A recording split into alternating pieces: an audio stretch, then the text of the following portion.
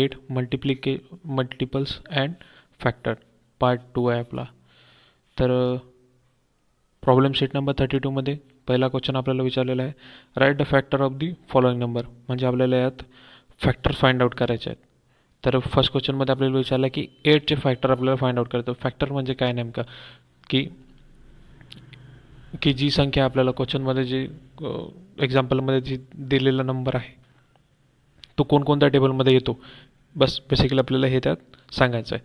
तर जसं की फॅक्टर ऑफ 8 घेतलेला आहे आपण, तर फॅक्टर काय पडतात त्याचे 1, 2, 4 आणि 8. तर आपण याला चेक करूया डिव्हिजन करून, सिम्पल मेथडनी डिव्हिजन करू.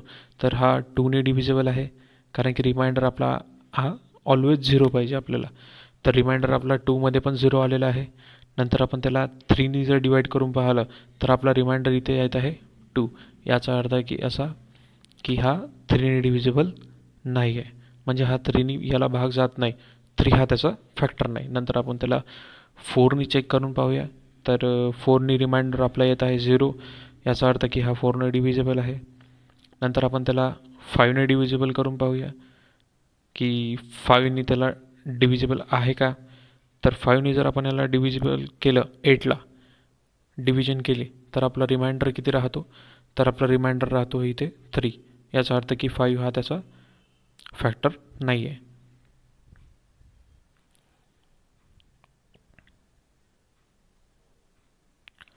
नंतर आपण त्याला चेक करत आहे 6ने.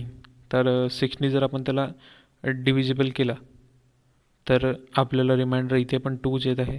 7ने पण केलं तरी आपला रिमाइंडर इथे 1 येत आहे. आणि लास्टली आपण त्याला 8ने जर डिवाइड केलं तर आपला रिमाइंडर येत आहे 0. म्हणजे याचे फॅक्टर 1, 2, 4 आणि 8च येतात. तर नंबर 2मध्ये पाहत आहे आपण फॅक्टर्स ऑफ 5. फॅक्टर्स ऑफ 5मध्ये आपल्याला फॅक्टर्स करायचे आहेत 5चे. तर फॅक्टर्स ऑफ 5मध्ये 5चे कितीच्या फॅक्टर पडतील आपले, तर मेनली 1 आणि 5. फक्त हेच दोन फॅक्टर पडतात, कारण की 5 हा फक्त 1च्या टेबलमध्ये येतो आणि 5च्या टेबलमध्ये येतो. तर याला फक्त 5नेच भाग जाऊ शकतं. तर आपण जर याला डिव्हिजिबल करून पाहिलं तर याचा आन्सर आपलं रिमाइंडर आपला 0च येणार आहे. पण तरी आपण चेक करून पाहूया. तर जर आपण याला 2ने जर डिव्हिजन करून पाहिली त्याची, तरी आपला रिमाइंडर इथे येत आहे 1. आपला रिमाइंडर पाहिजे 0. नंतर आपण त्याला 3ने जर डिवाइड करून पाहिलं तर आपलं रिमाइंडर किती येतं इथे, आपलं रिमाइंडर इथे येतो आहे 2. याचा अर्थ की हा 3ने पण डिव्हिजिबल नाही आहे. नंतर आपण त्याला 4ने डिवाइड करून पाहूया की 4ने डिव्हिजिबल आहे का. तर 4ने जर आपण त्याला 5ला डिवाइड केलं तर आपला रिमाइंडर इथे येत आहे 1. लास्टली आपण त्याला 5ने डिवाइड करून पाहूया, तर इथे आपला रिमाइंडर येत आहे 5. रिमाइंडर येत आहे आपला 0. म्हणजे हा 5ने डिव्हिजिबल आहे. म्हणजे आपले फॅक्टर होत आहे 1 आणि 5, असे दोनच फॅक्टर होतात. नेक्स्ट क्वेश्चनमध्ये जाऊया आपण. तर क्वेश्चन नंबर 3मध्ये आपला फॅक्टर्स ऑफ विचारलेले आहे आपल्याला 14चे, की 14 कोणकोणत्या टेबलमध्ये येतं. जसं की 14 हा फक्त 1, 2, 7 आणि 14 अशा फक्त 4 टेबलमध्ये 14 आपल्याला दिसून येतो. तर आपण तरी याला चेक करून पाहूया, डिव्हिजन करून पाहूया. 2ने जर डिवाइड केलं तर आपण रिमाइंडर काय येतो, 2ने जर 14ला डिवाइड केला तर आपला रिमाइंडर येत आहे 0. यानी की 14 हा 2ने डिव्हिजिबल आहे. नंतर आपण त्याला 3ने डिवाइड करत आहे. तर 3ने जर डिवाइड केलं तर आपला रिमाइंडर किती येतो, आपला रिमाइंडर येतो इथे 2. याचा अर्थ की हा 3ने डिव्हिजिबल नाही आहे. नंतर आपण त्याला 4ने डिवाइड करून पाहूया. तर 4ने जर याला डिवाइड केलं, तर 4ने जर डिवाइड केलं तरी आपला रिमाइंडर इथे येत आहे 2. याचा अर्थ की हा 4ने पण डिव्हिजिबल नाही आहे. नंतर आपण त्याला 5ने डिवाइड करून पाहूया. तर 5ने जर याला डिवाइड केलं तर 5च्या टेबलमध्ये 14पेक्षा लहान संख्या ही 10 आहे. तरी आपला रिमाइंडर आलेला आहे इथे 4. यानी की हा 5ने पण डिव्हिजिबल नाही. नंतर आपण त्याला 6ने डिवाइड करून पाहिला तरी यात आपला रिमाइंडर येत आहे 2. नंतर लास्टली आपण त्याला 7ने डिवाइड करून पाहूया, तर आपला रिमाइंडर इथे येत आहे 0. म्हणजे हा 7ने डिव्हिजिबल आहे. आणि लास्टली 14ने जर आपण त्याला डिवाइड केलं तर 14 1 14, हा आपला रिमाइंडर तर 0च येणार आहे.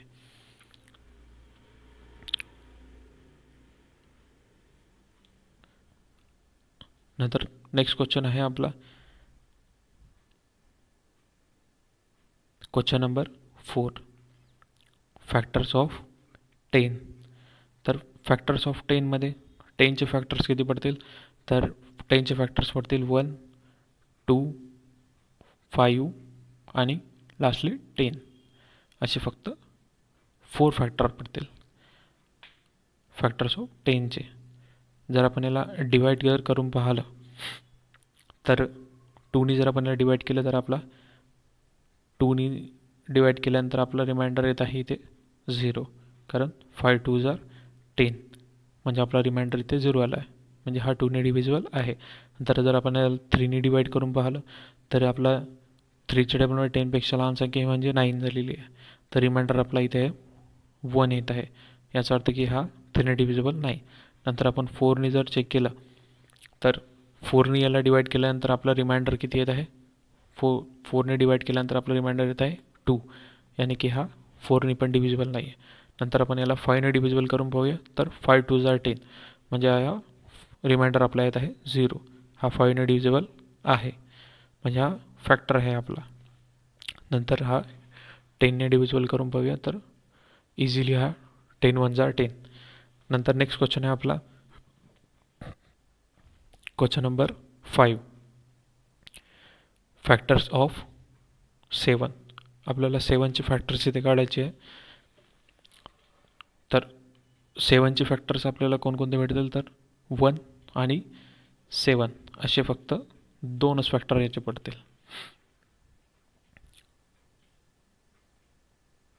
तरी आपण याला डिवाइड करून पाहिलं 7 1s are 7, रिमाइंडर आपला. नेक्स्ट क्वेश्चन आहे आपला क्वेश्चन नंबर 6. तर फॅक्टर्स ऑफ 6 म्हणजे फॅक्टर ऑफ 22चे किती फॅक्टर पडतील, 1 2 11 आणि 22. बस याचे फक्त 4 फॅक्टर पडतील. जर आपण याला डिवाइड जरी करून पाहिलं तरी आपल्याला फक्त रिमाइंडर आपला 0 येणार पाहिजे.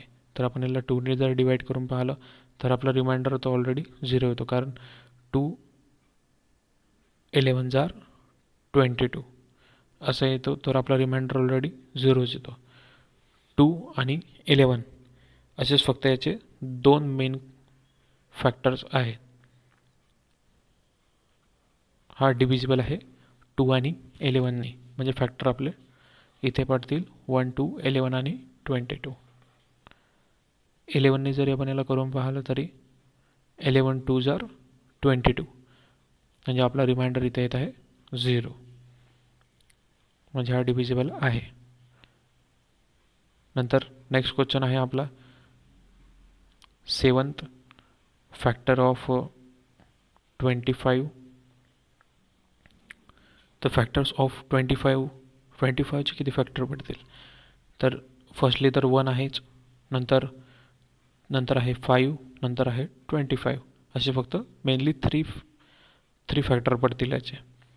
नंतर जर आपण याला डिवाइड जर करून पाहिलं तर 5ने तर याचा रिमाइंडर आपल्याला माहिती आहे 5 5s are 25 येणार आहे, तर रिमाइंडर आपला आहे तो 0, म्हणजे हा 5ने डिव्हिजिबल आहे. आणि 25 1s are 25, म्हणजे 5ने रिमाइंडर आपला 0च येणार आहे. नंतर आहे क्वेश्चन नंबर 8 मध्ये आहे फॅक्टर्स ऑफ 32. तर 32चे आपल्याला फॅक्टर्स पाडायचे आहेत.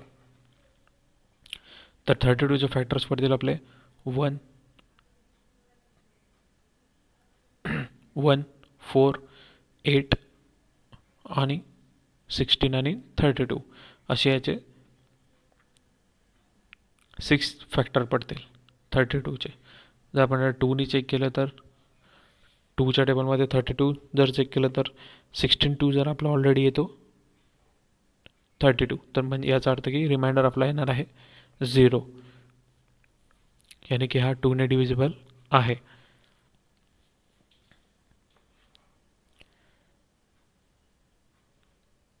नंतर आपण याला 3ने जर डिव्हिजिबल करून पाहिलं तर 3नी जर डिवाईड केलं तरी आपला आन्सर येत आहे.